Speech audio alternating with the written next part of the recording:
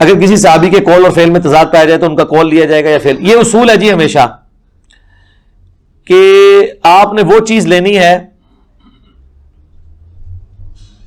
جو قول سے ریلیٹڈ ہے, کیونکہ فعل کسی کا ذاتی بھی ہو سکتا ہے. قول اگر کوئی بیان کرتا ہے صحابی نبی علیہ السلام کے ریفرنس سے تو آپ اس کو پرائرٹی کے اوپر لیں گے.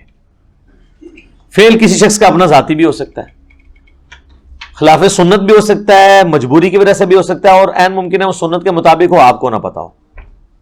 نبی علیہ السلام کے کیس میں بھی اگر قول اور فعل میں الگ الگ کوئی چیز آ رہی ہو تو قول کو لیا جاتا ہے, لیکن جہاں مسئلہ آ جاتا ہے نا حلال و حرام کا, جائز ناجائز کا, پھر ہمیں دقت نظر سے دیکھنا پڑتا ہے کہ اس وقت یہ قول کس موقع پر ہے.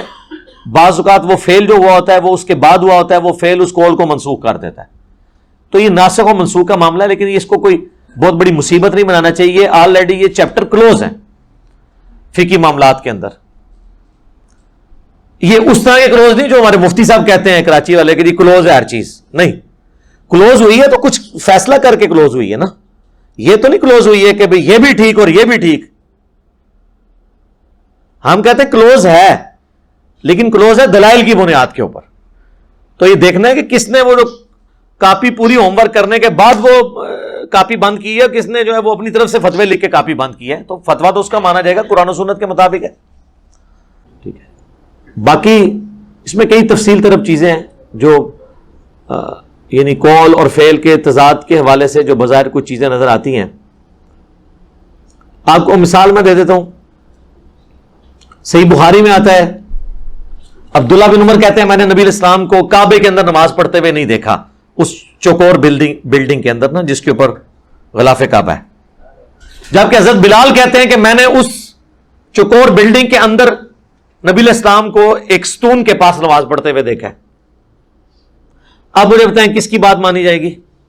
جو یہ کہہ رہا ہے نہیں دیکھا اس کی بات مانی جائے گی, یا جو کہتا ہے میں نے دیکھا ہے اس کی بات مانی جائے گی؟ جس نے دیکھا ہے. نہیں دیکھنا تو لا علمی بھی ہو سکتی ہے. دیکھنے والے نے جب دیکھ لیا تو اس کی بات پریفریبل ہے, اور نہیں دیکھنے والے نے یہ نہیں کہا کہ حضور نے نماز نہیں پڑھی, ان کا میں نے نہیں دیکھا. اس طرح کی کئی ٹیکنیکل ڈسکشنز ہوتی ہیں جن کے بعد ایک چیزیں فائنل ہوتی ہیں. میں نے تم کو بڑا آسان فہم کر کے لوگوں تک پہنچا دیا ہے. اب اس ٹاپک پہ میں بولوں 1 گھنٹہ اور چاہیے, میں کئی ایک مثالیں اس کی رکھ سکتا ہوں, لیکن میں نے آپ کو ایک موٹی موٹی بات کر دی. اسی طریقے سے بعض اوقات نبی علیہ السلام نے خود کوئی عمل نہیں کیا لیکن آپ کے سامنے ہوا اور آپ خاموش رہے, وہ بھی سنت ہے. المستدرک للحاکم میں حدیث ہے, ویسے ترمذی میں بھی ہے, اس کی روایت کمزور ہے. حاکم والی روایت بالکل ٹھیک ہے. نبی علیہ السلام فجر کی نماز پڑھ کے نکلے, اور یہ اشارتاً یہ روایت بخاری میں بھی موجود ہے, کچھ حصہ ہے اس کا.